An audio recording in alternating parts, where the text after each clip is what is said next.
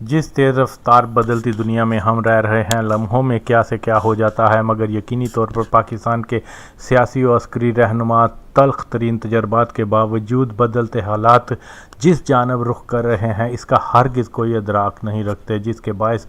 ہر نیا دن پاکستان کے لیے مشکلات لے کر آ رہا ہے۔ ہمارے سیاستدانوں، عسکری رہنماؤں نے ابھی تک یہ محسوس ہی نہیں کیا کہ پاکستان کے گرد دشمنوں کا گھیرا تنگ ہوتا جا رہا ہے۔ پاکستان کے شمال مغربی ہمسایہ افغانستان و ایران کو ہم مذہب ہونے کی بنیاد پر اپنا قدرتی اتحادی جانتے ہیں، مگر کبھی اس زمینی حقیقت کو ذہن میں نہیں رکھا کہ ان دونوں ممالک کے ہمیشہ سے بھارت کے ساتھ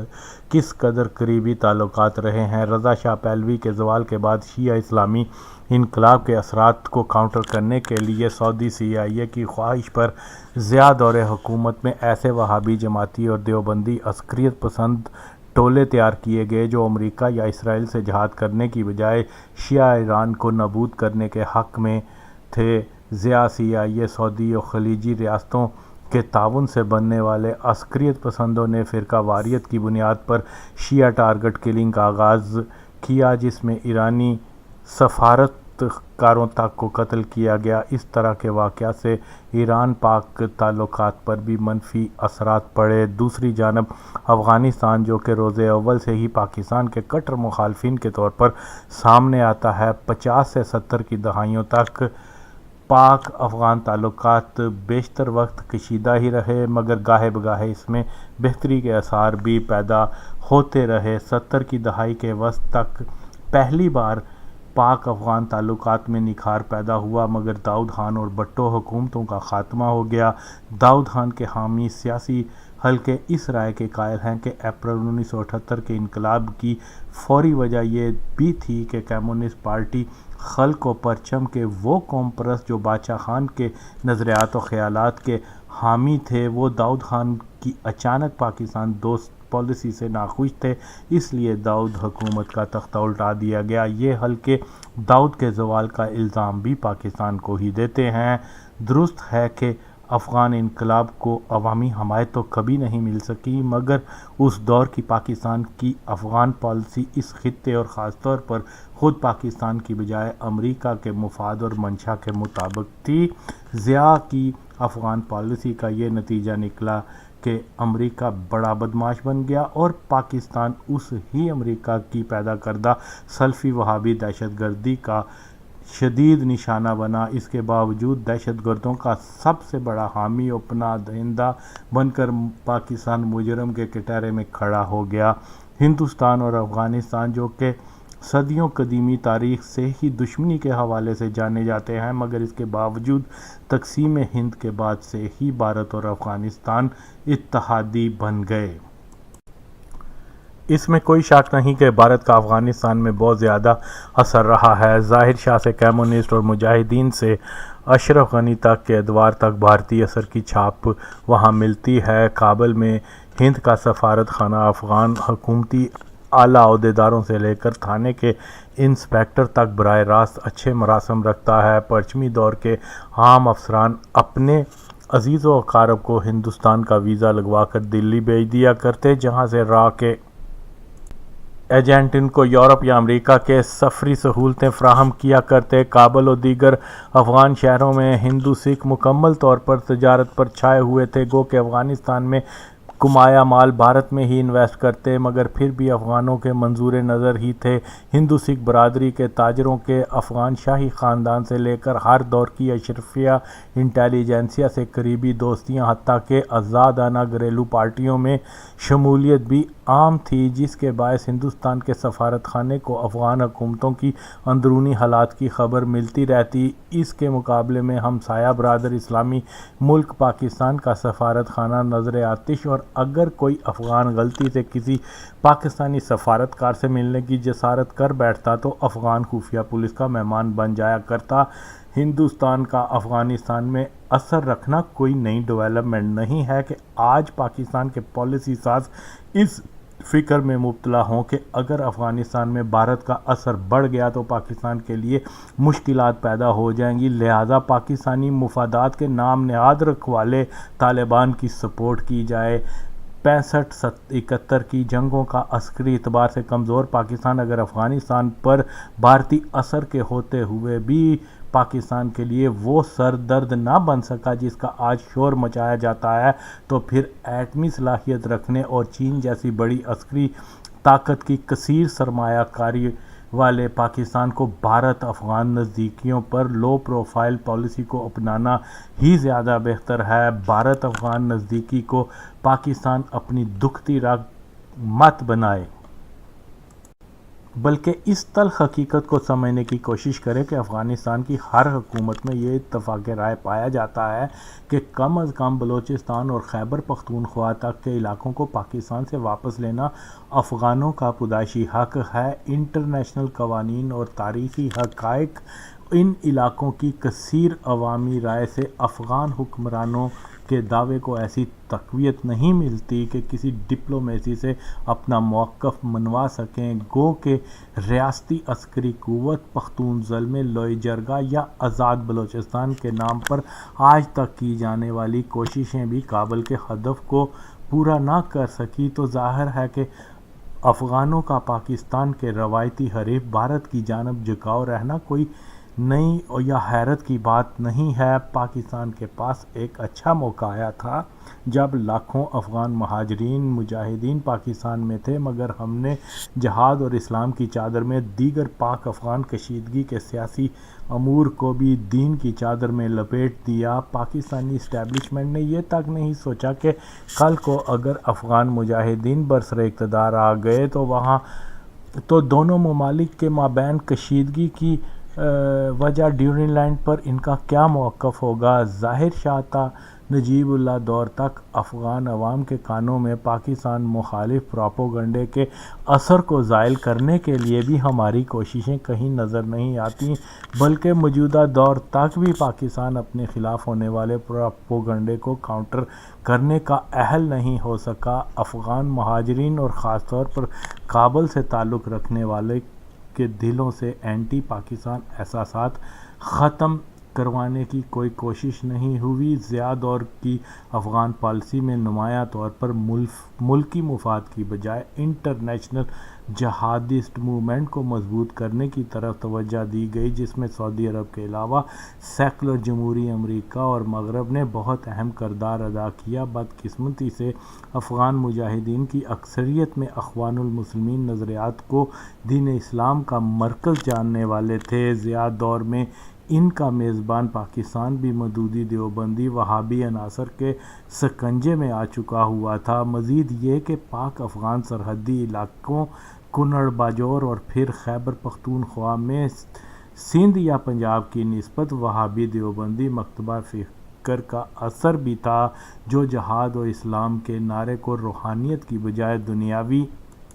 اقتدار کے حصول کے لیے استعمال کرتے آئے ہیں۔ گو کہ ان کے دینی عقائد خالص کفریہ ہیں، مگر سادہ لو عوام ان کو اسلام کا نمائندہ ہی جانتے ہیں۔ جلتی پر تیل کا کام سعودی اور مغربی مالی امداد نے کیا، جس سے بنائے مدارس سے خودکش نکل آ رہے ہیں۔ پاکستان نے افغان مجاہدین کے ان گروہ کی زیادہ سپورٹ کی جو ایک تو جماعت اسلامی کے بڑے اتحادی تھے اور دوسرا نسلی طور پر پشتون تھے۔ پشتون مجاہدین کی حمایت کرنا ایک فطرتی امر تھا کہ پاکستان کی جغرافیائی اور نسلی تعلق داری کی نسبت کا تقاضا تھا، مگر اس میں جماعت اسلامی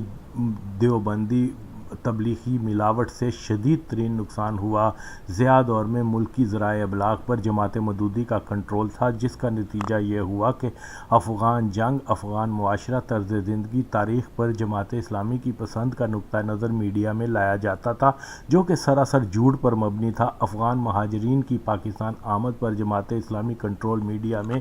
اس جھوٹ کا چرچا کیا جاتا کہ افغان عوام روس کے اصل ہدف پاکستان کا دفاع کرنے کی غرض سے ہجرت کرنے پر مجبور ہوئے ہیں۔ اس زمانے میں کسی نے ہمت کی اور لکھ ڈالا کہ جہاد تو محاذ جنگ پر ہوتا ہے، جو کابل ہے نہ کہ پشاور۔ اگر جہاد کے لیے آئے ہیں تو پھر عسکری تربیت لیں اور محاذ جنگ پر جائیں، مگر یہاں پر تو وہ کاروبار اور جائیداد بنا رہے ہیں۔ افغان قوم اپنی سرزمین کے دفاع کے طور پر خوب شہرت رکھتی ہے، مگر واگا بونڈ جہادی کے اس تصور سے کوسوں دور ہے جس کا جماعت اسلامی پروپیگنڈا کرتی آ رہی ہے۔ خاص طور پر طالبان کو حضرت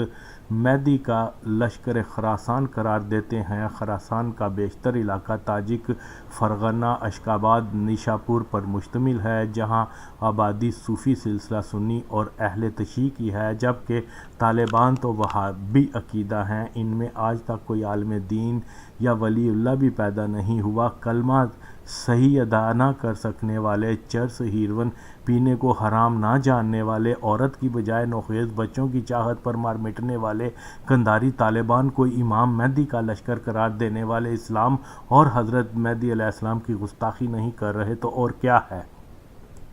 ضیاء دور میں جب افغانوں کی آمد کا سلسلہ شروع ہوا تو جماعتیوں نے افغانوں کی تصویر کشی اسلام کے ابتدائی دور کے صحابہ، تابعین اور اہل اسلاف جیسی کی، مگر ہم دیکھتے ہیں کہ افغان بھی عام دنیا دار قسم کے لوگ ہیں۔ اہل سلف کی جھلک کی بجائے پتلون پہنتے، سینما گر، رقص و موسیقی کے رسیا اور عام دنیا دار سے ہیں، بلکہ کابل شہر میٹروپولیٹن ہے جہاں زن و مرد مغربی لباس و طرز زندگی کے اس قدر نزدیک ہیں کہ جیسے شاہ ایران کے وقت کا تہران ہوتا تھا، جس کی ماڈرن زندگی کی تصویری جھلک دیکھ یا گاگوش کے دل فریب انداز رقص دیکھ ہم جیسے ٹین ایجر لندن پیرس کی بجائے تہران کی تصوراتی گلیوں میں کھو جایا کرتے۔ فری میسن کی پیداوار جماعت اسلامی اور تبلیغی جماعت کے پیروکاروں پر مشتمل پاکستانی اسٹیبلشمنٹ نے افغان پالیسی کو بناتے ہوئے فقط اس بات کو ترجیح دی کہ افغانستان کے ان گروہ کو سپورٹ کیا جائے جو پاکستان کے سیاسی مفادات پر چاہے پورے اتریں یا نہ، مگر نظریاتی طور پر جماعتی دیوبندی تبلیغی بنیاد پرستی کے طرفدار ہوں۔ یہی وجہ ہے کہ نجیب حکومت کے بعد پاکستان کے بنیاد پرست عناصر نے دو افغان بنیاد پرستوں حکمت یار اور احمد شاہ مسعود میں سے حکمت یار کو اس لیے سپورٹ کیا، ایک تو وہ پشتون نسل تھا اور دوسرا یہ کہ گلبدین ربانی اور مسعود کی نسبت تبلیغی اور جماعت اسلامی سے اس قدر قریب تھا کہ مسعود کے خلاف جنگ میں پورے پاکستان سے جماعت اسلامی نے اپنے ہزاروں کارکنوں کو حکمت یار کی طرف سے لڑنے کے لیے بھیجا۔ سندھ اور پنجاب کے کم سن بچوں کو کشمیر میں ہندو فوج کے خلاف جہاد کرنے کے نام پر افغانستان میں حکمت یار مخالف مگر کلمہ گو احمد شاہ مسعود کے حامیوں کو قتل کرنے کے لیے روانہ کیا جاتا۔ بھٹو حکومت کے خلاف 1977 کی تحریک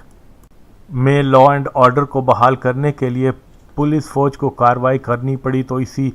شیطانی جماعت نے کلمہ گو کا خون بہانے کا طعنہ دیا، جبکہ پاکستان اور پھر افغانستان میں اسی جماعت نے پہلے گلبدین کے ساتھ مل کر اور بعد میں طالبان کے لیے ہزاروں ناحق مسلمانوں کو قتل کیا۔ وہ دیوبندی تبلیغی جماعت جس کے اکابرین مودودی کو گمراہ گستاخ جانے اور اس خبیث کے مسلمان ہونے کا اقرار بھی نہ کرتے ہوں، مگر عملی طور پر اس ہی جماعت کے مسلم اتحادی بن کے اکٹھے ہو جاتے ہیں۔ پاکستان کی اسٹیبلشمنٹ نے ان دونوں کفریہ عقائد کی حامل جماعتوں کے فیورٹ گلبدین کو افغانستان میں اپنے مفادات کا رکھوالا جانا، مگر اسی گلبدین کا ایک بھی عمل ایسا نہیں جو پاکستان کے حق میں جاتا ہو۔ حکمت یار جب ناکام گھوڑا ثابت ہوا تو پھر اس ہی ٹولے نے ان طالبان کی حمایت شروع کر دی جس کو امریکہ فرانس کی خفیہ ایجنسیوں نے تشکیل دیا تھا۔ ہماری احمق کوتا نظر